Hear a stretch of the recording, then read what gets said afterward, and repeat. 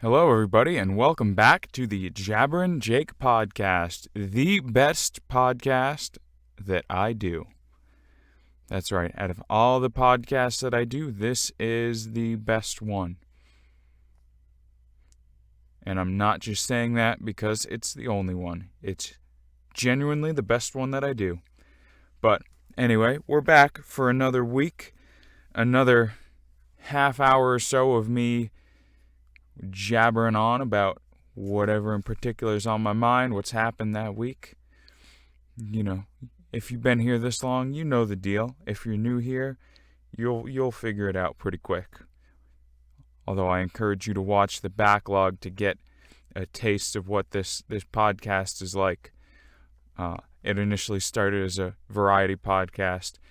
Some might argue it still sort of is, but a variety podcast heavily focused on Dungeons & Dragons, as I've discovered lately, as I mentioned a couple episodes ago. But this week we've got a little bit more of a variety for all of you loyal D&D haters out there. Or just, people that want to hear about something else. So, what should I start with? There's a lot of interesting things that have happened this weekend. Well, let's get the D&D stuff out of the way at the top, and then we'll move on to the other stuff.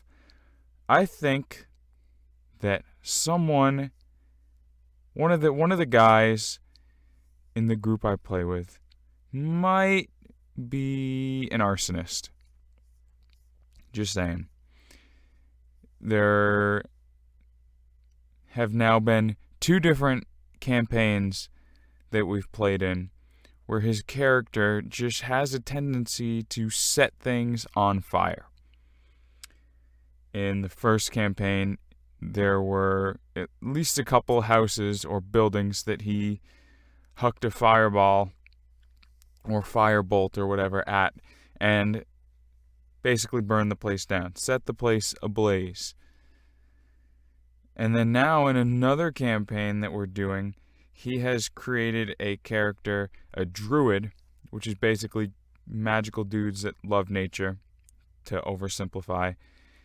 And his druid is part of the Circle of Wildfire, I think it's called, which means that his belief is that for new life and nature to grow, you must first destroy it, kind of like a phoenix dies, goes up in flames, and then they're reborn from their ashes. So, our characters were adventuring along, and this was a campaign that we had started without him, because he wasn't able to make it for the first session. And where we left off, our characters were basically, sleeping for their night. And they are essentially woken up to a massive forest fire, just the forest all around them, just burning to the ground. As much as I hate my alarm clock, I think I'll stick to that over the entire forest burning down around me. Waking up with fire around you, unless you're camping and it is a campfire that you made, and it's not around you when you wake up. Let me rephrase that. Waking up near fire, if it is not a fireplace in your house or a campfire that you've made, has to be one of the worst things to wake up to. Because I think, depending on the nature of the fire, right, if it is all around you and it's just making a wave of destruction, it's like, oh, if I hadn't woken up when I did, this fire would be upon me right now, maybe. So understandably so, our characters were freaked the fuck out when we wake up and the entire forest is burning down. And luckily, our sorcerer with us made like a wall of fire around us to kind of like fight fire with fire. The fire can't reach us if we've sort of burned what's in our immediate vicinity around us. And this guy's character comes up, dispels the wall of fire, and does his little Smokey Bear impression of like, careful, only you can prevent forest fires. And that's when he explained his philosophy of sometimes you need to burn down the old to let the new plant life grow. And then this guy cast the spell plant growth, which, because our characters were in a hurry, he wasn't able to do the long 8-hour version, which makes it stretch out for half a mile in every direction.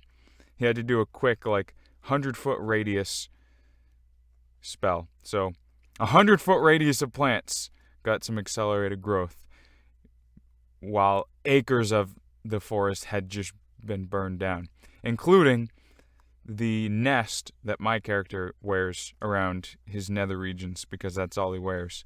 That burned away. So the rest of the party got an unwanted peep show for a while. And it gets even better, because later on in the adventure, the oracle that we're using to sort of act as our GM, that generates random words and probabilities and stuff for you, came up with the words, it was legal matter, legal trouble, something like that.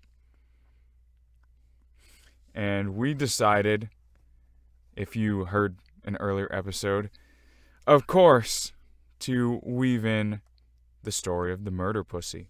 So what basically happened was one of the NPCs in our group that had given us a quest apparently had been unfaithful and cheated on his wife with someone with this quote-unquote murder pussy. And she basically put out a hit on the guy. And so this cutthroat lawyer, who was like a horned devil, a real badass, basically shows up to carry out the contract. And if you don't know about devils in D&D, basically there's devils and demons. Devils are lawful evil. Demons are chaotic evil. So demons just cause havoc and destroy shit and kill things because they're evil.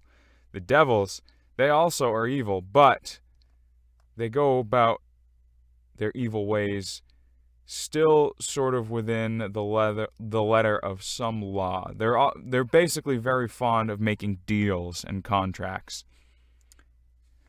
And so this devil basically went to each of our characters and he basically said, well, we can change the intended recipient of this contract. I can give you everything you ever wanted, and the only thing you have to do is give me your firstborn child. And who took the deal? I'll give you a hint. The guy who likes fire. What he wanted was for this old ancient forest, basically the oldest and largest forest in the world that he was from, to be burned in order for, new life or whatever to be grown. And the contract switched to the wife that had originally called out the hit, now was the intended target. And, the guy gave up his firstborn son. So he burned down an old ancient forest, in our world. And now it's gone. And his firstborn child is really in for a fun time. And so is this wife. So, yeah, this guy might be an arsonist. I don't know. He might be willing to do some shady stuff to sell his firstborn child. I don't know. But no, in all seriousness, he's a fun guy to hang around. He's good. He's not an arsonist. I don't think so. But I also found a game store or a nerdvana, if you will, locally that sells all kinds of stuff for like card games, board games, tabletop games like D&D. You can book one of their rooms and stuff. So I got to be careful. I'm lucky right now that I don't have a car and that it's a bit of a drive away, because it would definitely be an income burner. I would definitely be out of money pretty quickly. It would be, I would just be wasting my money constantly between the gas money to drive down there and the all the stuff I could buy. Speaking of which, my brother just recently, so he just recently got God of War Ragnarok, and he had pre-ordered it.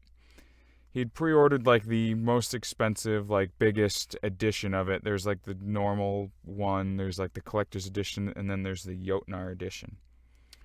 And he pre-ordered that one. But here's the thing, right? When the pre-orders were out and stuff, he was kind of on the fence. He was unsure about getting the Jotnar or not. And he had set an alarm. I think what it was, he had set an alarm to wake himself up for it, and then he was kind of tired when it went off, and he's like, I'll wake up in a couple hours and get it. But this thing sold out quick. I mean, it was, I think, sold out within like minutes. And for days and days, kind of trying to find if any sellers still had some. And eventually he did find a guy on eBay, basically a reseller. I'm not a fan of people that do this. Just like ticket scalpers or whatever. This person obviously had bought one of the Jotnar editions and was reselling it to make a profit. But he found this guy, and he managed to buy that guy's copy of it for like $400 or something like that. Basically twice the price of the original pack. And I had loaned him the money to buy it back then, and he just recently repaid me. And it's funny, he's like, I feel so wrong handing you all this money. And I said, yeah, it feels the same way paying bills every month, handing away all the money. I said, welcome to the world. But luckily, it did arrive. We were kind of worried about it, but not super worried because eBay and PayPal and stuff have all these. If you don't get your, the money gets held, and if you don't get your stuff, it gets returned to you type thing. But he did get it the other day. Luckily, got his game, got all the cool extras that come with it, including a set of like dice for like tabletop RPG games. He got a vinyl record, which was the thing that he was really excited about. And it's kind of interesting and cool, actually. Vinyl records do definitely seem to be making a bit of a comeback. I think a lot of trends that were popular, in like my parents' time and stuff like that, are kind of coming around again for a bit. Vinyl records were before my parents' time, I think. Or probably during, and I don't know. The point is, vinyl records are kind of coming back, which is pretty cool and pretty interesting. So you got the vinyl record. It comes with like some figures and stuff, a cool like hard metal case, a replica of Mjolnir, Thor's hammer, all kinds of cool stuff. But he hasn't played the game yet because he's like, man, I want to play the first game maybe to remember the story again. And sometimes with me, I'll hold off on playing stuff too. Like I had Kingdom Hearts 3, and I've played through a decent amount of it, but I've never finished it because I'm afraid to finish it because then it'll be over. It's weird how stuff like that happens. But I had another D&D thing I wanted to talk about, but I will spare you all that journey back, and I'll save that for a different episode. Just an idea for a character I have to make one day. But there was something else that was pretty fun that I got to deal with, that I've been dealing with. If you remember from a previous episode, I'm currently out of a car right now because of a crash. And boy, let me tell you something. Being in a crash sucks, no matter what. Both for obvious and not so obvious reasons. Obvious reasons is people could get hurt. And people, did. Like my parents, got a little hurt from it. My dad still kind of got some pain from it in his back and stuff. Which back stuff is always fun. But more so, just like trying to work with insurance companies and stuff afterwards, trying to get, and I don't know if it's a thing that happens in different, like, I don't know if it's one of those things that it's like this everywhere. From what I hear, it's not, it's different from place to place, or if it's just, it is a thing from place to place, because it's my first time having to really deal with something like this. But trying to get all the information I need to make sure everything's free and clear properly is a nightmare. It's so hard to get a hold of the things you want. Like policy numbers and stuff like that. And because, well, I won't get too into the weeds on it because, personal information and stuff like that, and it's, I guess, not that interesting of a story. But the point is, try not to get into a crash. It is not fun having to deal with all this stuff going on afterwards. But everybody's okay. We're doing all right. And, well, like I said, I'm grounded for the time being. Especially now, because I came home last night, and one of the dogs had managed to get to where my passport was and chewed my passport. So now I got to replace that. So I definitely can't go anywhere. I'm definitely grounded now. No wheels, no passport. I'm landlocked. I'm anchored. I'm chained to the ground where I stand right now. But people back home up north, it's November now, so they've messaged me showing, some of them have messaged me showing that they got snow now, and they've been saying they got snow and stuff like that. That's definitely something I miss. I mean, I love the snow, love the winter, love the cold. So you may wonder why I moved to Alabama, and the answer to that is yes. No, but in all seriousness, it is a nice place down here. It's nice and quiet, and it's close to my parents, and the houses are affordable. It's not to say as my life continues and my adventure continues that I won't find somewhere I want to move to, but it's a good step for now. And Alabama's great. The people are friendly. But we don't really get much of a winter down here. We don't get tons of snow. We do, however, get a lot of leaves. I mean, it obviously depends on where you live. But the leaves, obviously still fall down here. And I got some big trees with lots of leaves around my house, just dropping them.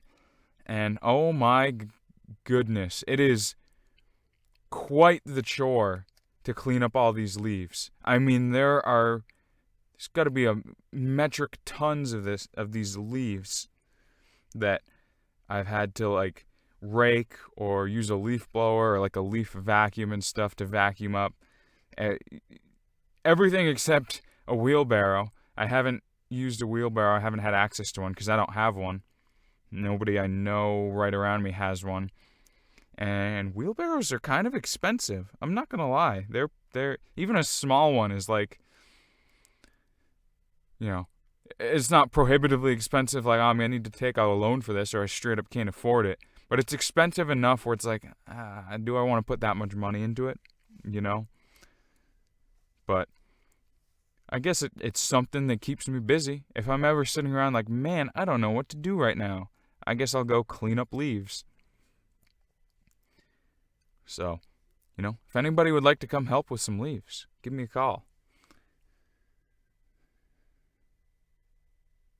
But now on to the big, juicy story for this episode, I guess. Sometimes, these days, it's almost kind of feeling like my house is becoming an animal shelter. So let me explain that one. First of all, I think I've mentioned it on this podcast before that, in my opinion, there are way too many animals at my house right now. We have currently 4 dogs and a cat. That is 5 animals in total, which, in my opinion, is 3 or 4 animals too many. I've always said 1 dog is great, 2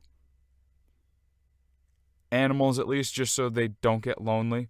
I mean, if you're a dog person, I'd say 2 dogs instead of a dog and a cat or whatever, or a dog and a rodent, because a rodent's not going to be able to keep a dog company. And sometimes cats just kind of want to be left to themselves. They're kind of solitary animals a lot. They will accept and live with other animals, but They're not as necessarily as ready to do so as dogs are. So, 2 dogs, a cat, gerbil, bird, fish, whatever you want. I mean, this isn't a rule that I'm setting for you guys. This is just my own preference. More than 2 and stuff starts to fall apart. So, it's interesting how animals keep getting thrown at me like I'm a shelter. So, my parents, they were out and about one day, just driving by the local animal shelter in town, as they do sometimes. And while they were there, they saw a little kitten sort of hanging out around. It was outside of the shelter. And there was like an HVAC unit, outside the shelter. And it was kind of hanging around that, like under or on top of or something. And there was food and water left out for it. And this was on a holiday weekend. It was on Veterans Day weekend.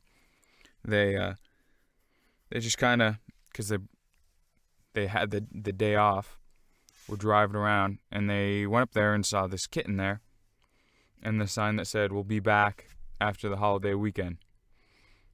And it was a cold weekend for down here. It does get below freezing, and it was supposed to get below freezing that weekend. So it was kind of one of those where it's like, oh, this cat isn't going to survive here all weekend. It's going to get too cold, and it's going to freeze to death. And, of course, my dad is allergic to cats, so couldn't bring the cat to their house. So logically, the next step was to bring the kitten to my house for the weekend until Monday when the shelter reopened. I, of course, did not want this, but being the reluctant to say no to a kitten that could die and to my parents trying to help them out, I reluctantly said, yeah, fine. So this kitten, she didn't have a tail, which we weren't quite sure if it was like a birth defect, if something happened to her or whatever. Now, when I was younger, we had a cat that we called Bobby, and he had like the coloring and tail of like a bobcat. Like he looked pretty much like a house cat version of a bobcat. The same coloring and like a short little stubby tail, kind of like my dogs. 2 of my dogs have little stubby tails right now. And that's the type of tail he had. This kitten had less tail than that. I mean, literally nothing. Literally nothing for a tail. And she was absolutely tiny. I think she was smaller than a 5-pound dumbbell at the gym. So they brought her to my house, got kitten food for her and stuff like that. And she stayed at my house over the weekend. Now, when we first were there and stuff, the dogs were sort of outside and whatnot. We didn't have the dogs in. And it's, with cats and dogs and stuff, it's always a toss-up to whether they'll get along or not. I mean, it's a toss-up with bringing any animals together, whether they're going to get along or not. And our cat we have now gets along just fine with the dogs. He's not necessarily they're not necessarily best buddies, but he tolerates, the best way to put it is he tolerates their existence.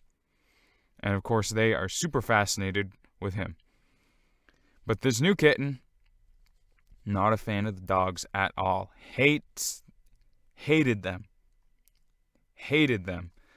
I mean, I can't say that I necessarily blame her, because they are very high energy and can be very intimidating for a kitten. But anytime she saw them, would do the, arch her back, hair standing up, hissing at them. Scratching at anything that goes near her while she's in that mode, including my right hand. And I was like, well, that adds another element of fun to this weekend. So she absolutely hates the dogs, hisses at them and stuff. Now, the dogs I let up onto my bed to sleep in my bed with me at night. So this kitten, despite hating the hell out of the dogs,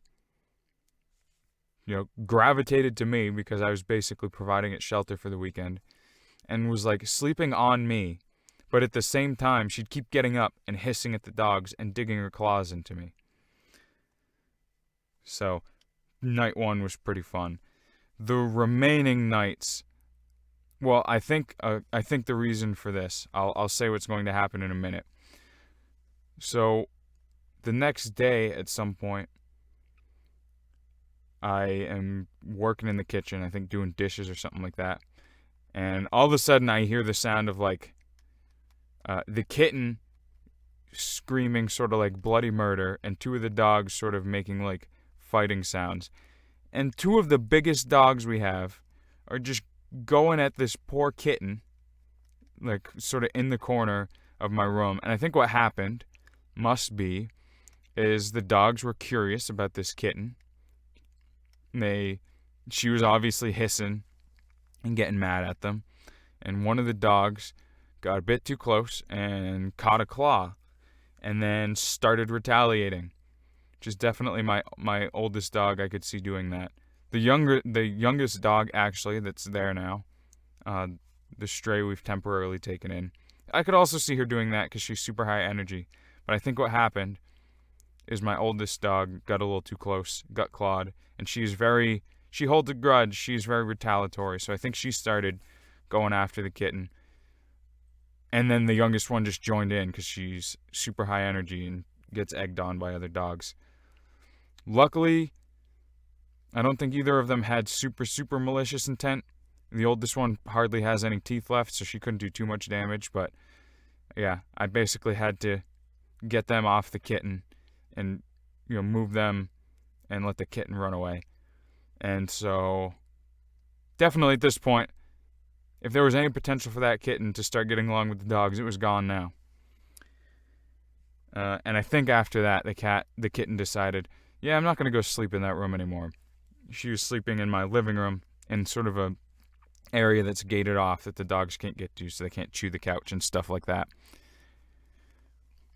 But the next night, at some point, the youngest dog, Chloe, gets back to the bed, and there's just this god-awful smell on her.